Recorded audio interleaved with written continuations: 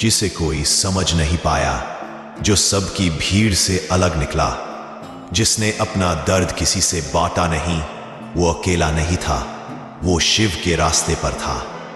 लोग सोचते रहे कि वो टूट गया, पर सच्चाई ये थी कि वो खुद को शिव की तरह गढ़ रहा था। अकेले चलना आसान नहीं होता, पर जो चलता है उसकी हर एक आह शिव तक पहुंचती है।